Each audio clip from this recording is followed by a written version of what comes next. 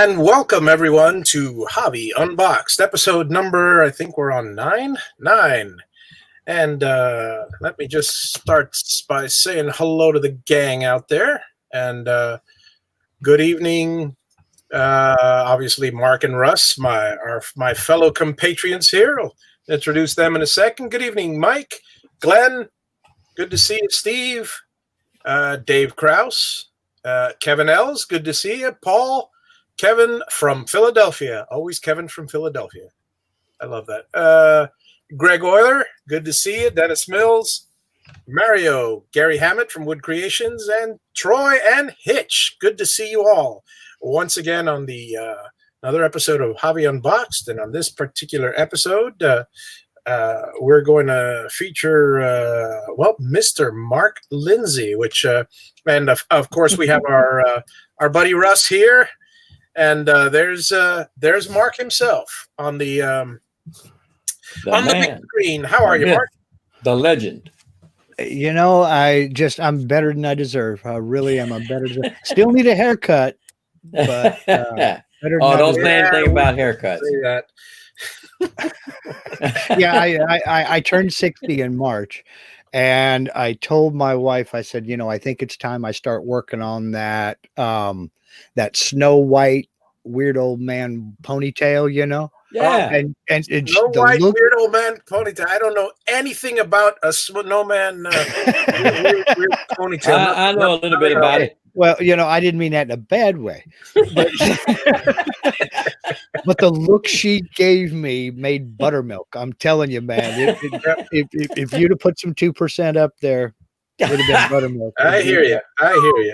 No, that didn't fly over well. 54, and I look older than you do in most cases. So, well, anyway, we're to most people. And again, a few last-minute people coming in. Roger, Michael Bell, Leo, Bobby, good to see you all. And a new Dennis, another Dennis Duperon. So Hitch is right, by the way. And there's Rob, Mr. Rob Schuster. So, well, Mark, basically, the show today is, I try to do something a little different every day. Sometimes some of it concerning CNC, some of it concerning, just about anything under the sun, mostly woodworking, but it could be about anything in general. And we don't have a particular subject chosen, but I'd love to ask Mark just some general questions. Well, first of all, Mark, I'd like you to describe your channel, and before we get to your other stuff, I'd like to describe your channel and your instructional videos and your current projects, what you're interested in. Well, describe my channel, semi-organized chaos with that. And when I say semi-organized, I mean they're in playlists. And it started out with being brand new to CNC. I've been a woodworker since I've been working with wood since I was like 7 or 8 years old with my grandfather. Mm-hmm. And so I've always been interested in CNC and wanted to get into it. I knew I could build the thing. I just didn't know if I could run it, and I didn't know electronics. So was introduced to the plug and play setup, similar to the hobby box. How's that for a segue? Was that cool? Yeah. Okay. Hey, trying to earn my keep and help a brother out. Buddy. The old Xylotex. Yeah, the old Xylotex dry box, which is no longer made, and I'm still running 5 years, 6 years later. It's a great little box. I got one myself.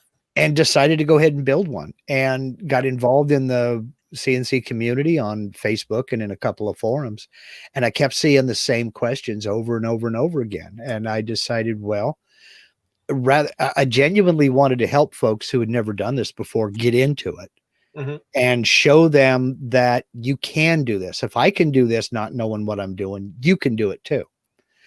And I figured it was easier to make a video and share a link than it was to keep trying to explain the same thing over and over again in text. It's funny you say that. It's really let me stop you there. It's kind of funny you say that, because despite the fact you say I don't want to have to repeat myself. Even sharing the video, it's only good for about a month, and then they forget you ever did a video on it, and then you have to make another one for the same thing. Am I wrong? And not really, but that's because there are new people joining all the time, and that's why you keep seeing the same questions. Yep. And that's why I made these videos. It's easier to say, you know, hey, I made a video on just this subject last year, and pop up that link and off you go. Because new people discover the home hobby CNC, and new people decide that they want to go ahead and take the plunge and get into it. Yep. And they don't know where to start. They have a lot of questions, and it's just easier to post a link to a video than it is to try to describe it in text. And the other side benefit is, as you probably well know, you might do something one time and then not do it again for 8, 9, 10 months. Yeah. And then there's a lot of head scratching. How did I do that? Now I've got videos. I can go back and I can look and see, how did I do that? Yeah. Oh yeah, that's right. Many of the things that you were talking about on many of your videos, I've got a video or two in back in the archives that nobody ever looks at anymore. But well, folks, you remember those days. And, folks really ought to, because I do take some criticism for my style, because I do believe never spend 5 minutes talking about something when you can take 30, you know. Yeah. So I am a very, very basic kind of guy. And I mean, I break it down for the guy who has never done this before. You don't. So yeah, that's true. I'm more of a I make sure I put every detail in, but I race right through it. Let them pause if they have to. Exactly. Well, see, that was my problem with the tutorial videos. It's one thing to say, you know, go watch the tutorial. Right. But the problem with the tutorials is the people that make those videos assume you already know what you're doing. Right.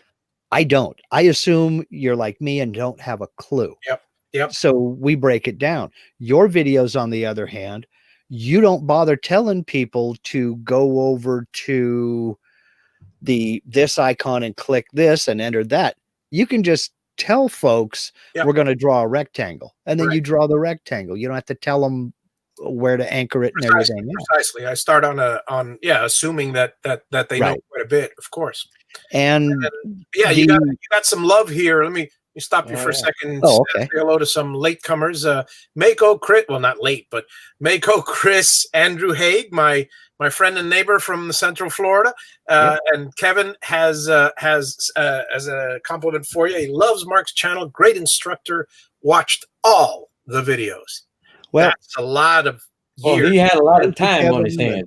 Yeah, I'm telling you, because that playlist, you know what I need to do? I need to sit down and add it all up, but I think it would take you like, 2 weeks to get through all of them.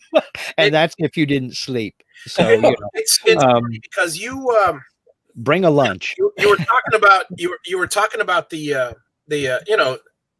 finding that area that people were always asking these questions, and I, for the same reason, I started doing the controllers. The way I have always looked at it is that there's 3 parts to the whole CNC game. There's the mechanical part. There's the CNC itself, which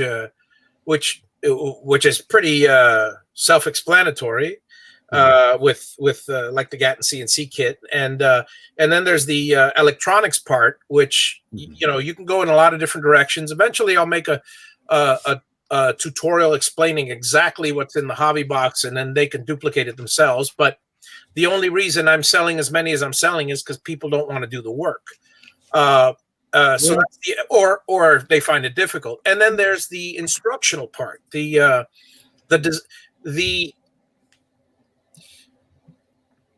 Well, I guess there is a 4th part. There's the design part, which is what you teach, but at the same time, there's that part that people have to have with them, which is a certain level of creativity. Yeah. I tell people all the time, the hardest part for me is getting the idea out of my head and into the computer. Yep. And that's been, I go back quite a ways with computers, not as far as you do, but I was introduced to AutoCAD and the IBM PC, the IBM based PC, in the same week in 1997. So I was learning everything, kind of thrown into the wolves. And I have already forgotten more about AutoCAD than I ever learned. We're talking about, this was AutoCAD release 12. Ooh, so we're way back. You know, it came in a stack of like 40 floppies. You know. And the internet was still in its infancy, and about the only thing out there was like R3, believe it or not. Well, the internet was in its infancy, and everybody had like either GeoCities or Tripod web pages, and that was about it, you know. But the learning curve of AutoCAD and a lot of the other programs is just about vertical. I mean, I'm not a dumb guy, I don't think, but I learn by doing and by example. I don't learn by reading books. Well, to a point I do, but you miss so much nuance. And so, well, the way I taught myself how to use SketchUp was years ago. My wife got me a book of Gustav Stickley's Craftsman furniture plans. And these were the type that had the old bill of materials. It didn't have measurements for piece A that goes into piece B and this, that, and the other. You had to figure all that stuff out yourself. He would do a drawing of the piece and then put a scale in there. Well, I taught myself to use SketchUp by going through and starting with the first project in that book. I drew every piece of furniture in that book. And by the time I got to the end, I was pretty good with it. Then came around to VCarve when I was introduced to VCarve. VCarve Desktop was not an option when I first downloaded it. It was version 7.5, I believe it was. And it has, I'm not an expert at anything but trying to learn how to use software. But it has got to have the gentlest learning curve of any complex program I have ever worked with. Ever. Absolutely. And just fell in love with it and never looked back.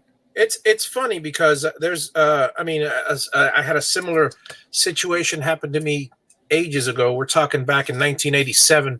I was on the Mac 2 SIs, which were the standard in publishing. I was working in an advertising agency that used to do pretty much 90% of the car ads in the Miami Herald. And all it was just repeat, step and repeat, fill the price as big as you can, basically there was more ink than there was white space on every ad. Well, when I first got that job, when I first interviewed for that job, I didn't know Quark Express, which was the standard back then. But I was familiar with the menu, styles, other similar programs, and that was enough for me to take 10 minutes. She came back in 30, my soon-to-be boss, and she says, she tells me the story later, she thought she saw smoke pouring out of the computer. She's never seen anybody as fast. I only told her a year later that I'd never seen the program before in my life. And it comes from, and again, that goes back to your Vectric. When there's a base knowledge that I think most people should have, working with, that they develop. Now, how do you help them develop that base knowledge? Like as simple as, and I know you do, working with menus or working with basic vectors, telling them the difference or telling them what a vector is. Well, it starts with never assuming they know anything. Okay. Now, having said that, I can't teach someone how to use their computer, and I have been asked about that. When I lived down in Nevada, I'm currently in Southern Oregon, by the way. When I lived down in Nevada, I taught a man in his late 60s how to use a computer. He'd never used one before in his life. And the first time we got it turned on and everything, and we were all set, ready to go, we were going to set him up an email account. I said, okay, now you want to open your browser. So move your mouse up, not thinking about it. And he reached over and grabbed his mouse and lifted it about 2 foot up off the table. And I said, okay, Mark, we need to rethink this and let's back up. Don't assume anybody knows anything. Don't talk down to them. People aren't stupid.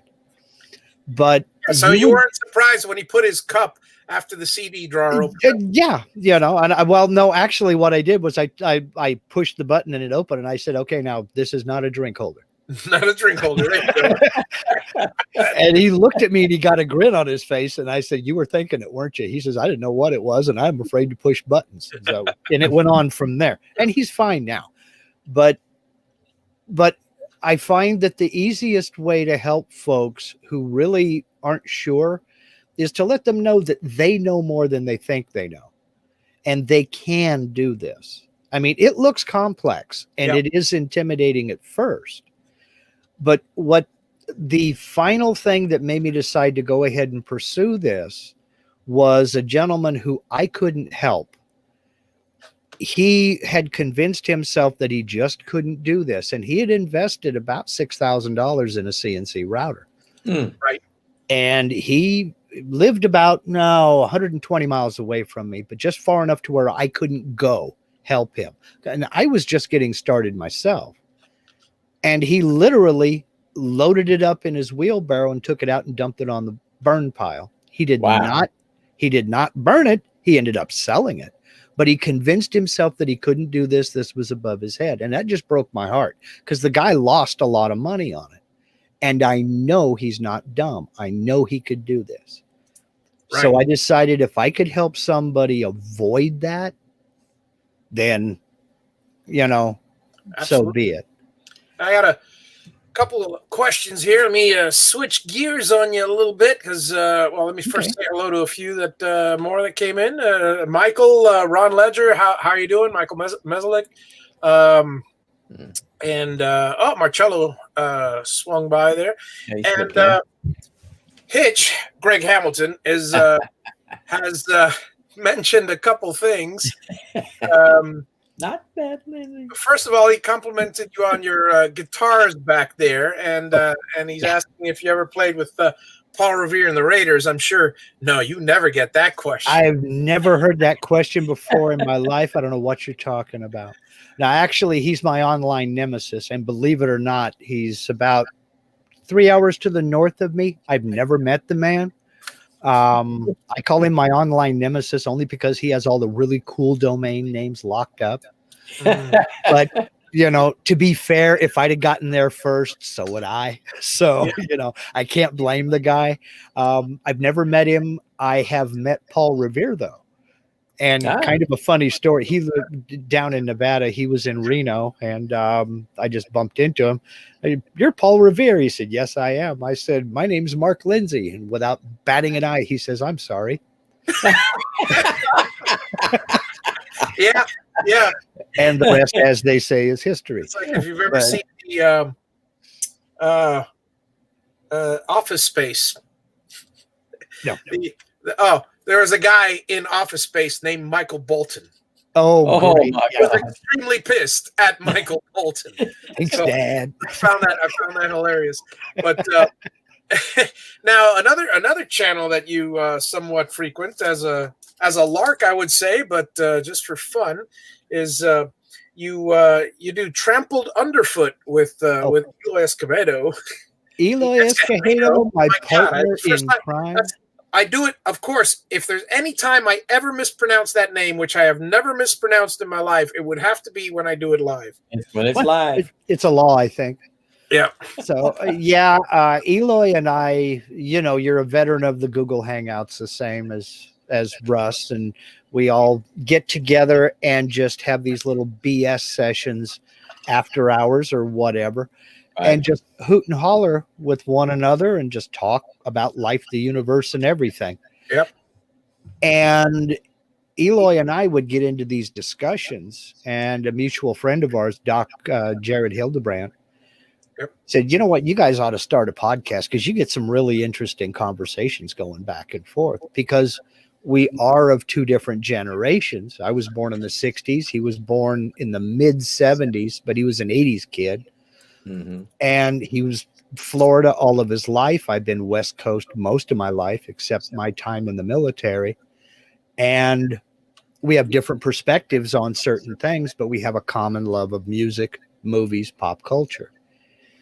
And him more so than me. And we just decided what the heck, we'd give it a try. So we bummed around for a name and came up with, why not, take a Led Zeppelin song, since we both like Led Zeppelin. And, the Trampled Underfoot podcast came to be, and we just get together. It's completely 100% unscripted. We never know what we're going to talk about.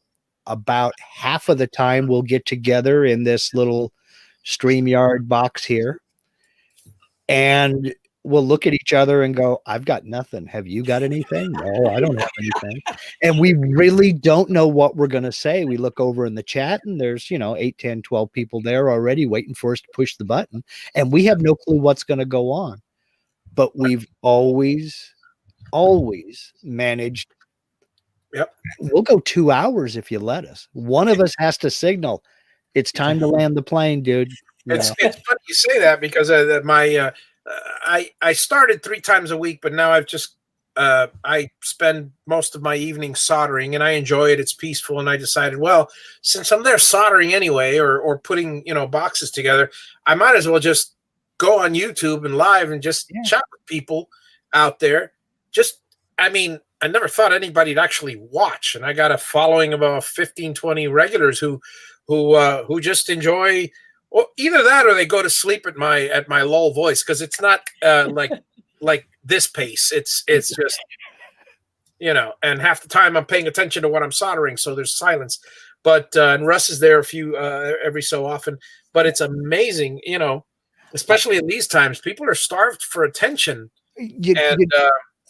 and I for one, I'm tired of the same old shows. I turn to YouTube all the time, and just to see if there's something different out there. And you're not the only one. This is a completely new type of entertainment, which is replacing TV.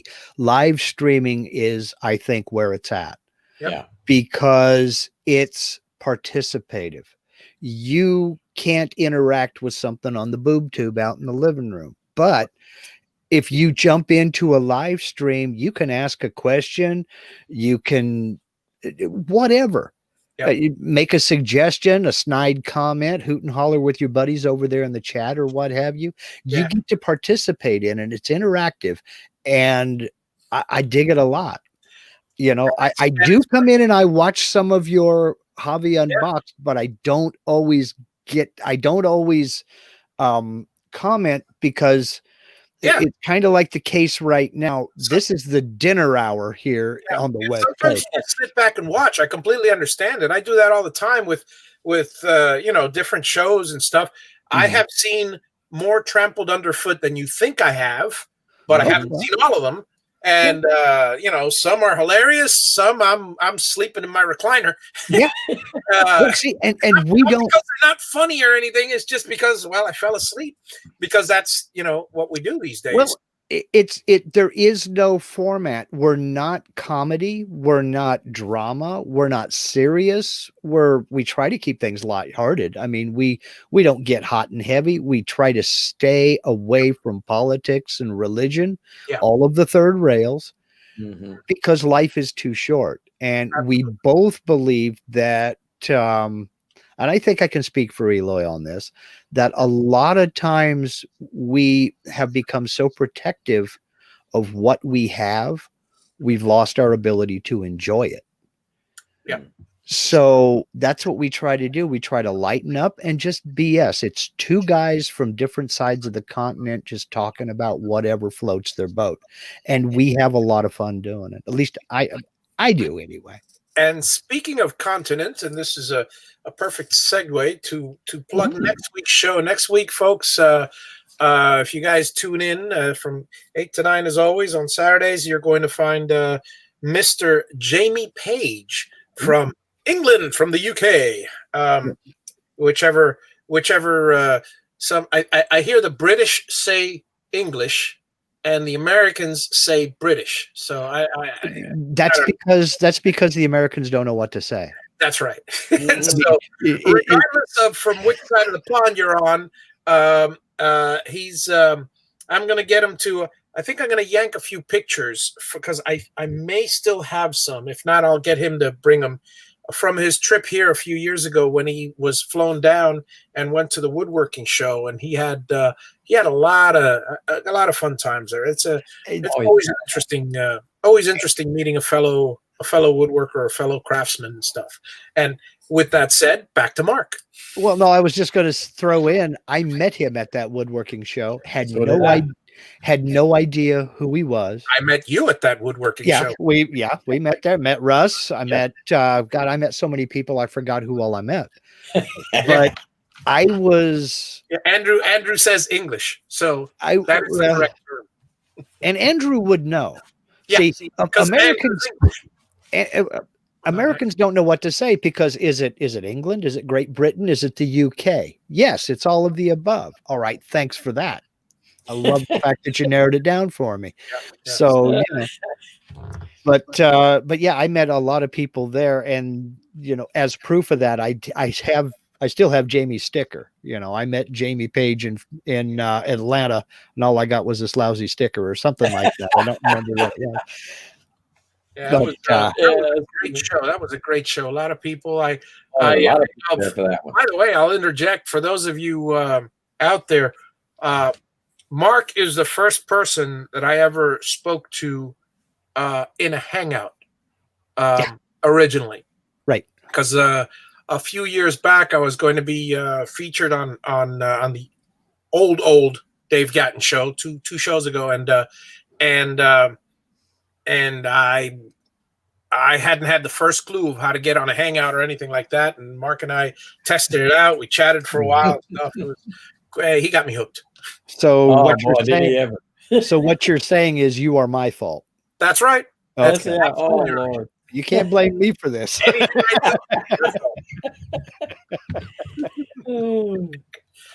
yeah, what a trip. Now I know in Trampled, you guys, how often do you switch over to music? Because I know you and Eloy, I know Eloy loves the Beatles, and you have a lot of loves of yours, and you guys are, you're always half the time I'm watching the show, you vegetate toward that. Vegetate was an interesting choice of words. Yeah, I think for those of you folks who are old enough to remember Norm Crosby. Well, I think you meant gravitate, but I think you were right the first time. I think vegetate is more appropriate in this, and that's the common love between the two of us, and that was what kind of brought us together so much, because I would sit there and mention somebody like, Eric Johnson or Howlin' Wolf or something like that. And he knew exactly who I was talking about. And so there was that commonality. And he and I can sit and talk music for hours and hours, and we have. Yeah. And so, we do kind of come back to music a lot, but we also come back to history a lot because we both really enjoy history. I call myself a cultural infidel. The last movie I saw in a theater was The Rain Man with Dustin Hoffman and Tom Cruise. Yeah. So I don't go to theaters.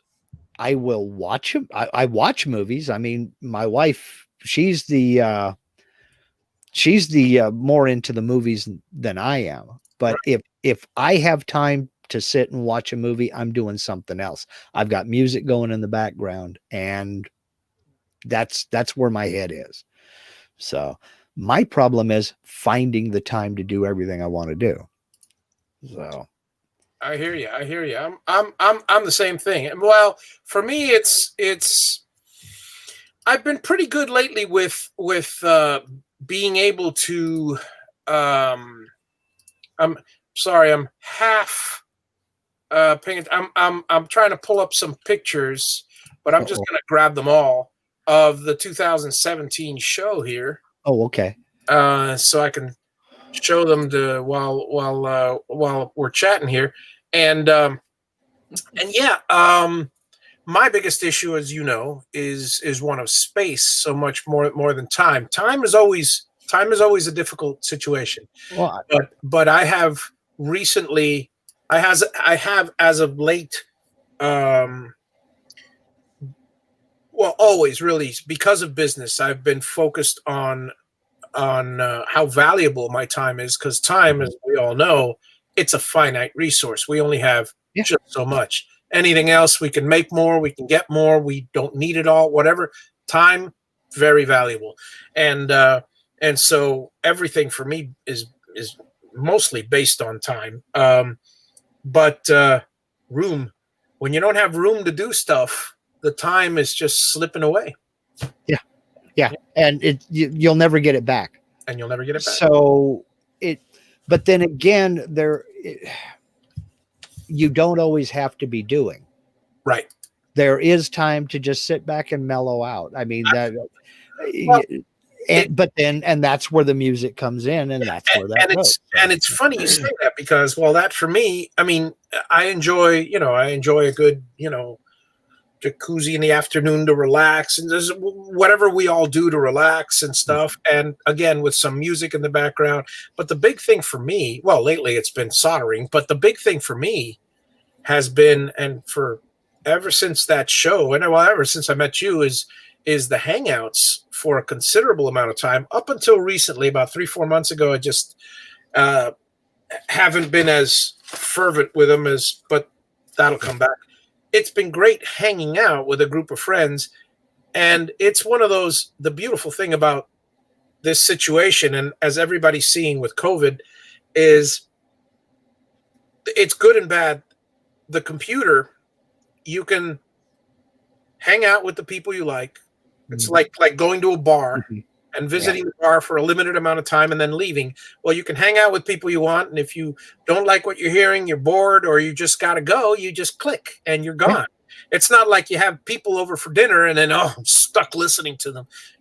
It's a beautiful thing. But on the other hand, but it's almost like the Atlanta Woodworking show, where everybody at those shows, they really get together for the after parties. Yes. After events, after the show's over with and stuff.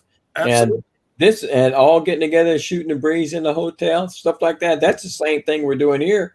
It's just not face to face. Right. Yeah, exactly. And the one thing I will say, I mean, the one thing I have found out is that I always said from the beginning, it's like I was trying to figure out philosophical wise, the difference between, like, when I speak to you, when I'm talking to you, Russ, and I'm it's just the two of us, and I'm here chatting about my day or your day or whatever, and we're chatting and laughing or insulting each other or whatever. What's the difference between us two speaking face to face as opposed to being face to face? It's and on the one hand, I say there's very, very little difference. Mm-hmm. Very little difference. There are certain differences. Like, for instance, the big one is I got a friend of mine, Carlos. All right, he lives across the street.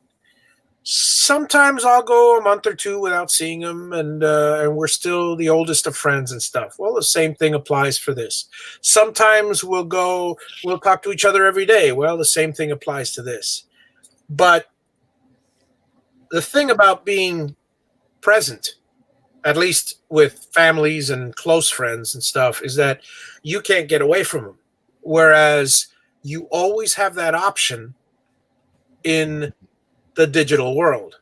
Right. Mark lives God knows how many feet away. If I ever go, oh my God, I cannot stand that mustache and those 70s glasses. It reminds me of a time in my life when I was into disco, right? Something like that. And then basically I'd have to leave all the different groups and in order never to see him again. But then again, there are tons of groups out there. But Yeah. so, I mean, Well- what I'm getting at is there's the option to switch off Right. with the digitalness. And that's the way they are. I love your mustache, for the record. You know, Yeah, I wear one.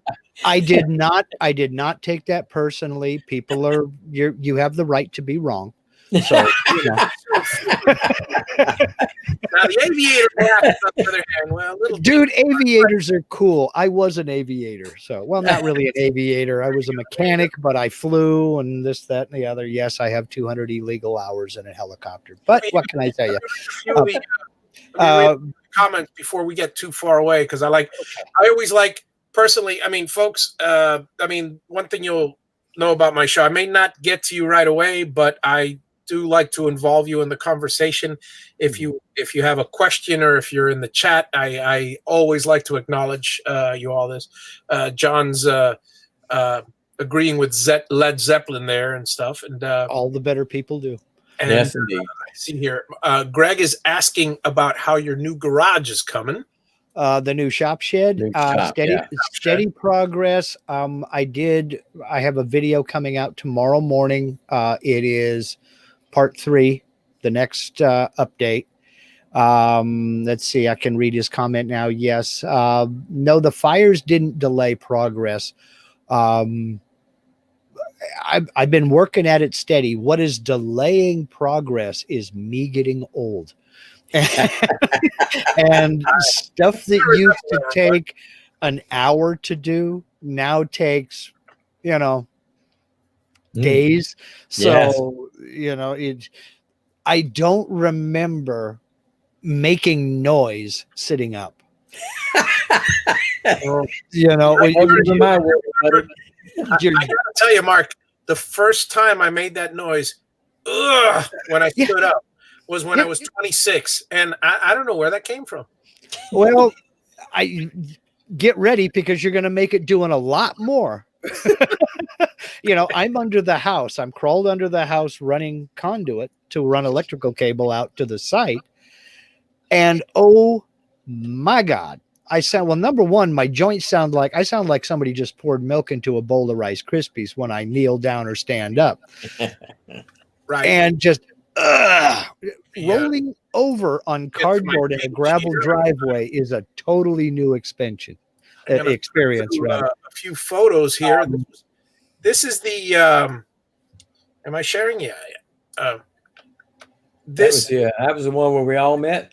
Yeah, this is the one where we all met. This is obviously Carl Jacobs. Carl Jacobson, and there is next week's guest is Jamie Page. Mm-hmm. Stuff. There's Mr.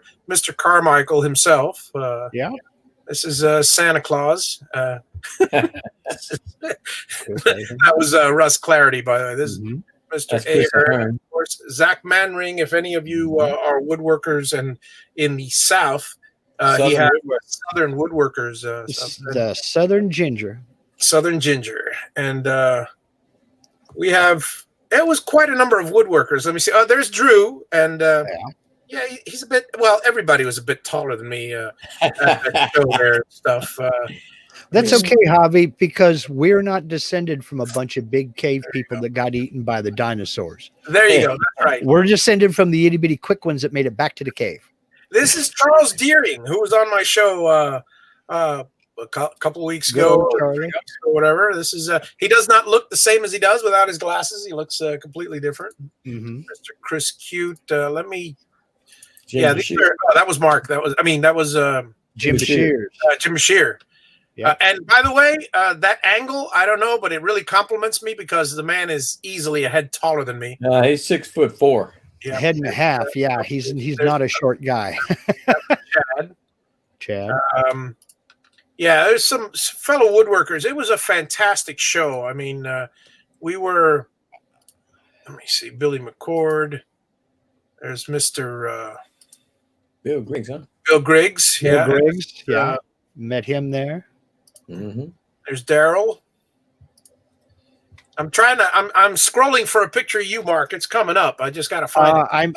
I'm looking for the picture of you and me. The only picture I have of you and me. I just got to find it. The man himself, Dave. Okay. Mike Fulton.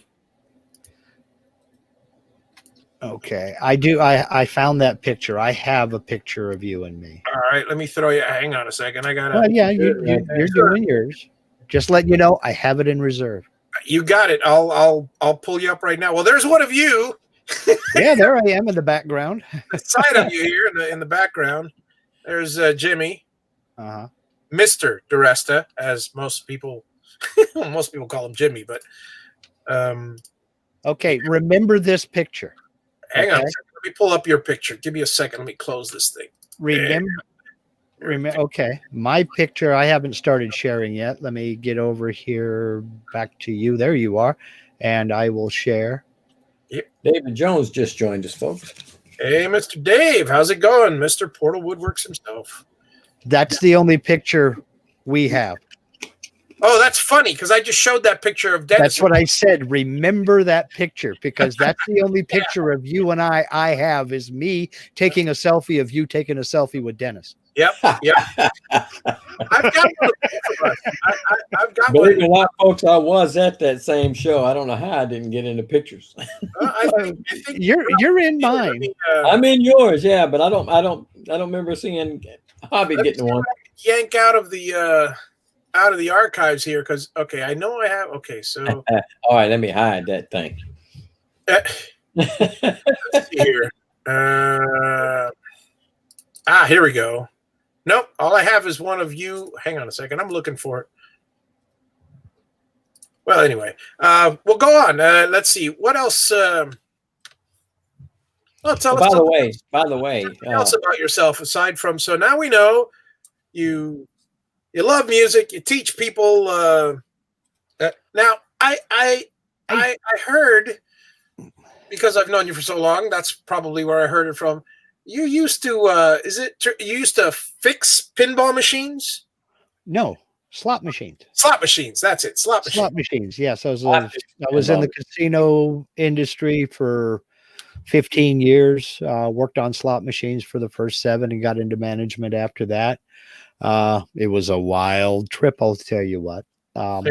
It was a lot of fun. It's a lesson in self-discipline every day. Because of the slot machines were in, or because of the machines themselves? The people. Yeah. I mean, well, you have to think about Nevada. Number one, it's a 24/7 state. You can do anything you want 24 hours a day, 7 days a week. If there's a last call, it's because the bartender's sleepy and is tired of y'all and wants to go home. You can get up at 3 a.m. on a Sunday and go out drinking and gambling. It's a 24-hour state. That takes a little bit of self-discipline. Yeah. Just because you can doesn't mean you really should. Right, of course. You know? And we're talking full restaurants, buffets, everything is open 24 hours a day, 7 days a week. So when you get involved in that industry, it's easy to lose track. I worked graveyard, I've worked swing shift, I've worked day shift, and it's real easy to lose track of just what time of day it is. There are no clocks. There are no, oh my God, very few windows. They do not, it's just a cutthroat business. The one thing they want is your money in that machine. And somebody has to work on them when they broke. So I did that for 7 years, then got into managing the casino itself. And it was a totally different way of life. And I had to get away from it. I can't blame you. You know, cannot blame you. You see the best and the worst in people. Oh, but yeah. It was an experience I wouldn't trade for anything. I mean, I had a lot of fun. I'm not complaining about it. I had a lot of fun. But I don't know. It was just different. Hey, pop in and say a few more hellos. Good evening. I see Marvin popped in, Poppy's Woodshed. Obviously, Dave Jones from Portal Woodworks. Yep. And I see a possible, let's see, speaking of feeling old, I had hernia surgery Tuesday, and I can't do anything for another 10 days. Oh, that hurts. Well, I'll try to, I don't know if this will make you suffer more. I know Steve Nealon will have certainly a comment on it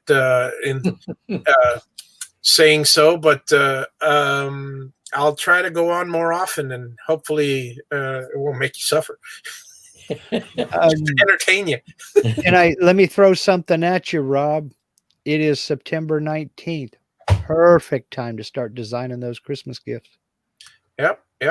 Perfect time to start designing Christmas gifts and getting plans made and everything else. And I mean, of course, if I know Rob, he's working on next Valentine's Day already. So Rob don't let very much grass grow under his feet. He's always working. He's always got something going on. By the way, David was at that show and stuff. I don't know how I didn't get a picture of him that first year, but I'm not sure that I knew him then. I didn't know him then. I didn't know anybody. Yeah. I had I believe I knew him then, or did I? I don't think I knew him then. Oh, no. Come to think of it, no, because the show was in March. Mm-hmm. We got together in January, you and I, Mark, and I barely knew anybody. I had maybe 50 or 60 subscribers at that time. I was just starting out, and it wasn't until after that show where I started truly hanging out. I didn't know anybody. I wasn't a part of the quote unquote maker community. I was buddies with you. I was buddies with Dave, Russ, and a few other people who but I didn't know anybody. I didn't know Jimmy. I didn't know Izzy. I didn't know any of these people. And in fact, I met Carl Jacobson at that show. Right. He and I went to the same elementary school. Really? He lives about 4 hours to the north of me, and I walked up to him there at the show, and I said, it's funny. I had to come all the way to Atlanta to meet a guy from 4 hours up the road from me. It's funny. I stood and talked at that show. I mean, everything's a blur in that show. It was just, so incredibly, well, I'm sure overwhelming and stuff. I stood with David and talked at that show for half an hour. Yeah. I have no doubt. And I talked to it was crazy. It's like it's when you meet so many people so often. I mean, so quickly. It's it's in a way it's like Hangouts. It's there's a few of us that have gotten really close because we hang out regularly. Yeah. But there's another 400 or 500 woodworkers, which I see at the show every year, or used to before the year before last. You see at the show every year, you say hello. It's like, we'll see them in chat rooms here and there, but other than that, once or twice a year, it feels like we already know them because we're all on YouTube, so we see each other, but we don't talk to each other directly. I mean, we do, but they like Andy Berkey, perfect example. I've been on a few Hangouts with him, but there are others that that I've only maybe talked to once throughout the whole year, and then I see them at the show. I don't want to say it's like old home week, but we all kind of recognize each other, know each other. Perfect example: Peter Jackson. Peter, Peter Jackson hung out a lot. We hung out a lot at the show, and when I see him every year at the show, or Stumpy Nubs, James Hamilton. James Hamilton. Yeah. He and I, we have lunch at the show every year because we just clicked and we got along great. We have a great conversation. That's the one time a year we get together. I watch his channel, he watches mine, but we're not like friends talking like we are. We're not like friends talking every day. So it's kind of funny. Yeah. Yeah. You're hoarding the boarding. Hoarding the boarding. Yeah. Yeah. I was trying to, I didn't know what, I was trying. That was back when I was all starry-eyed about YouTube. And, I'm going to make millions of dollars by doing nothing but filming my life on YouTube. Yeah, like them young kids do nowadays. You can do it if you hit the right demographic. If you're one out of a million. Witness Bobby Duke. Yeah, exactly. He had one video hit. Then he had a second video hit harder than that. and just took off to the stratosphere. You can do it. Yep. You just have to find your audience. Become Your a crowd. CNC groupie. Yeah. And it's true. I've seen Hitch at many of my at many of my chat sessions here, if not almost all of them. And I am too, Hitch. I mean, the thing fascinates me. I'm still new enough in this, and I was told after I built my second machine that there is going to come a time when you get tired of watching that thing and you want to go off and do something else. I've been 6 years later. I'm a 5-year-old every time I turn the thing on.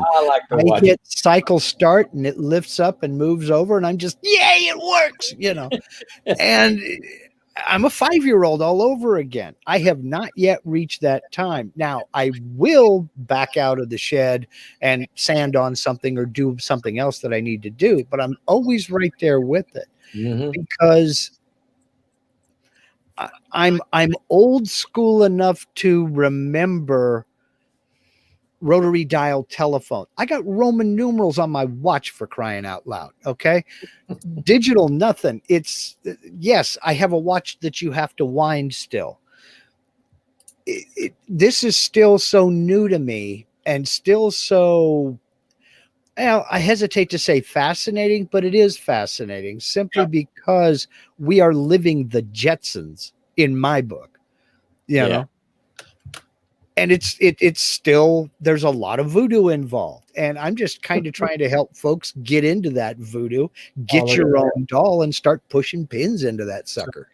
This was a meetup we attended in Georgia. This is Drew Oxford, Ox in the Shop, Chad on the right, and there is Mr. Portal Woodworks. Yep. And again, that is an extremely complimentary picture of me because. I believe I may be on my tippy toes because I know David towers like a head over me. So I'm just saying I want to be clear here on the facts. Full disclosure. Full disclosure. Yeah, I was not at that meetup. That was done, I think that was 2018, wasn't it? Yeah. I believe it was. Okay. It was, that was a Georgia meetup, and it was a Gatton CNC meetup. Oddly enough. Okay, I wasn't at that. Yeah, and that was and he's had one also in Texas. I was at that one. People have meetups all the time. It's a difficult situation because we would all love to meet up. Sure. Well, now in these times, we'll have to wait. But when we go back to normalcy, and I say we have to wait because I'll travel for a meetup. I don't care about this COVID garbage, as I know many of us don't. But then there are those who do, so we'll miss out on seeing everyone. But anyway, right. When times normalize, I'd love to have a meetup. But my problem is I live in Miami. It's like, well, how do you think I feel? I'm on at all, and everybody's got to go quite far. I'm on the West Coast. Atlanta or that area is a great location because it's somewhat central, in the central, Texas even. But here's the big problem with those meetups is you have to have somebody that's extremely dedicated to doing the logistics, organizing it all, putting it all together. Yes. Collecting all the money if there is, if it's potluck, kind of thing, or sponsoring I would love to go. I've missed a few because, I've had many opportunities, but timing is not always right. And that's another problem. Well, also it's the same thing for us out here on the West Coast, because for some reason, a lot of companies believe that the continent ends at the Mississippi River, which is why I was so excited last year when Vectric announced that this year's user group meeting was going to be in San Diego. Well, that's about a 13-hour drive for me, and I can make San Diego. Now, you see, Mark, you got to understand something. It's not that we believe it ends at the Mississippi. It's just that there's the United States on the east of the Mississippi, and then on the west of the Mississippi. There's, I don't know, I think that state is called Proposition 85 or something. And then there's, nothing. I don't know anything about that. It's just and that's why we stay out here, so we can keep an eye on you from out here. Yeah. So when they announced they were going to do it in San Diego, I was like, oh, heck yeah, I'm going. I mean, I've complained enough about nobody ever comes out to the West Coast that now that they're going San Diego, I better show up. And then COVID knocked a hole in everybody. So, but they've rescheduled. They're going to be doing it next year. And in fact, we're about, we're 7 days away from when that user group meeting would have been. So, are they finally going to have it again or no? They're going to do it next year. Next year is going to be in San Diego. Say hello to Rob there when you see him, because he's 4 hours away. You're 4 hours away from San Diego. I'm 13 hours away. I will be there, Rob. Hope to meet you. I'm 13 hours away from the other side of the state of Texas. It would take me a long time to get there. Yes. Well, my friend, if I can fly to Atlanta, you can fly your happy ponytail out here. If it was an easy to get to state like Alaska or Hawaii or Washington State, I'd be there. But California. Shit. I didn't lose anything over there. Now you know why I live in Oregon. Again, I can keep my eye on those people. Yeah, this is true. Well, let me start closing up here, because it's we're almost at the bewitching hour, folks. And I always like to keep these at an hour. So thank you all for showing up to our wonderful weekly thing. Next week is going to be Jamie Page, and hopefully we'll have some interesting stories. He's a riot, and perhaps let's see, the week after, I'm just wondering, September 19th, 2 weeks would be the 33rd, which is the 2nd, the 3rd. I will be out of town, so I may have some sort of impromptu off the phone, off the cuff. I don't know. I might put together some shots of me cutting bamboo or something, or we'll come up with something. But the week after that, hopefully I'll have a project for you guys. So which will bring us around to the next show and tell in about 4 weeks hence. So keep those show and tells coming to Javi Unboxed. That's Javi Unboxed at gmail.com. And I didn't even type it. How nice. Oh, you looked like you were. Yeah, but I forgot to actually click on the box first. That's always a problem. See what I mean, Russ, about not being able to teach some people how to. No, he just jumped straight in it. He gave us the old fake there. Yeah, there you go. Javi Unboxed at gmail.com. Send all your show and tell pictures. Give me a story. I'd love to read stories of people, whether you're building a CNC, whether you are just showing off a hobby box or a design or something you just built, or preferably something you just carved and cut. We love seeing those things. We love, hey, share some ideas. It's like, I knew there was one person I met once who said, I'm not sharing any of my ideas because people will steal them. First of all, 99% of us are not in it for the money.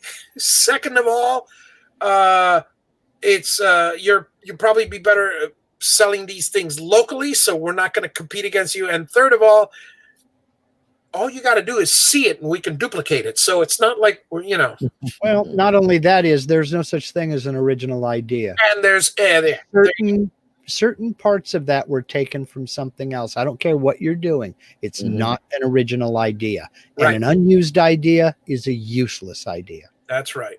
Get it out there. Get it out there. So, folks, once again, I'd like to thank Mark for his participation today and the stories. And again, I'd like to thank Russ for seconding the motion. Second make a man, baby. Whatever. For being my second around here and watching the chat when I can't.